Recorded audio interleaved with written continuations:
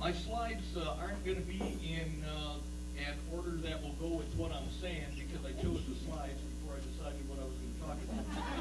So, however, they are relevant in the sense that I'm going to talk about spiritual photojournalism in rock and roll.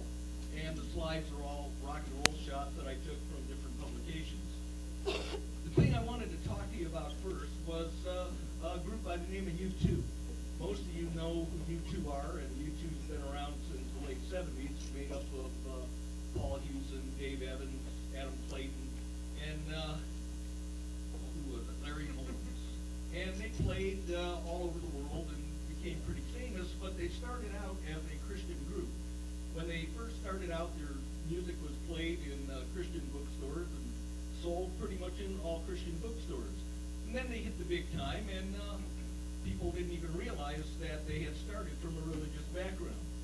But many of the important singers and performers, including Elvis Presley, began as a gospel singer. Elvis Presley began because he tried out for the Blackwood group. They were called the Songfellows, and Cecil Blackwood ran it, and Elvis tried out, and he didn't make it. He couldn't sing harmony. And so, as a second best, what he did is he went to Sam Phillips, and he recorded a solo album. And that album ended up making him the king of rock and roll. But at the same time, after he did that, he still felt like he hadn't fulfilled his dream, and he continued to produce gospel albums.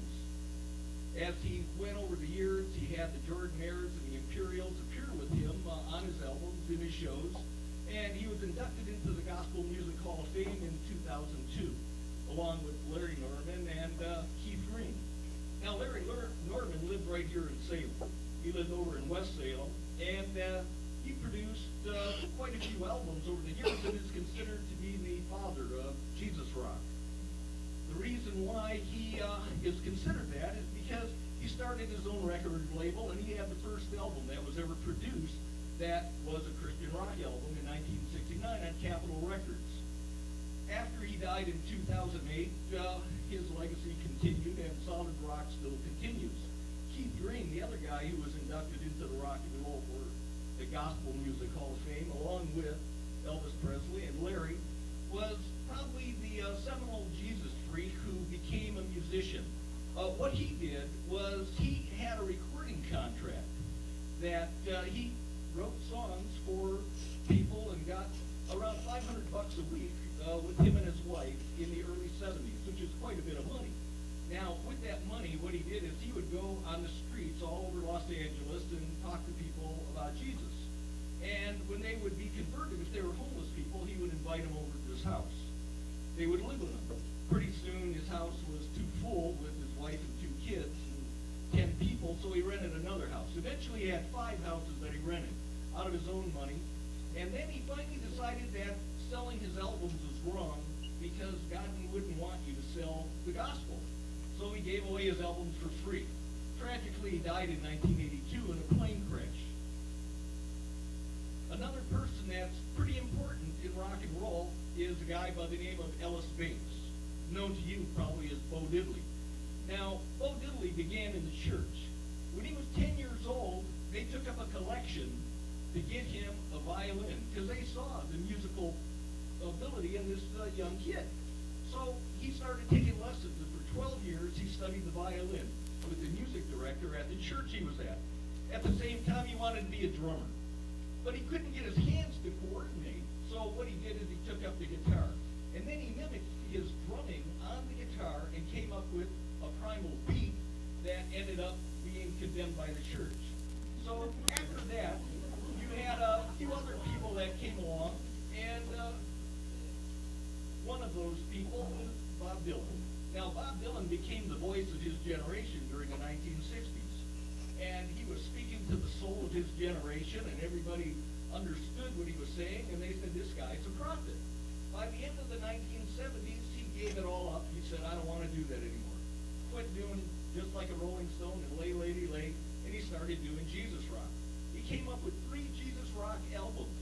The first one won him his first Grammy. Now, he'd already been famous for 15 years, but he never won a Grammy. After that, he ended up producing the 3 ended up having songs on it like Saved, Property of Jesus, and Every Grain of Sin. And then he produced an album called Infidels and went back to the way that he was before. Dion DiMucci was a famous rock singer from the 1950s that came along with Buddy Holly and the Big Bopper and Richie Valens. In fact, he was supposed to be on the plane with them, except he didn't want to pay the $35 that it cost because his parents rented an apartment in New York for $35 a month. So he gave his seat to Richie Valens. Unfortunately, the plane crashed and everybody else was killed but him. He had a lot of guilt over that, became a heroin addict, and continued producing albums. And he had hit records one after the other all through the 60s. By the 70s, he cleaned up and he started recording gospel music. Now, all of this information that I'm giving you is in a book that I wrote. I wrote a book called Jesus Rocks the World, The Definitive History of Contemporary Christian Music. It's written about contemporary Christian music from the perspective of one who was there, who took all that information, integrated it. I've interviewed a lot of the different people. Seems like this slide's up a little bit too long. But this is my book, and if you want to order it, you can get it at Amazon.com, Barnes & Noble, and the best place to get it would be on Walmart's website. You can get it there for 40% off. Thank you.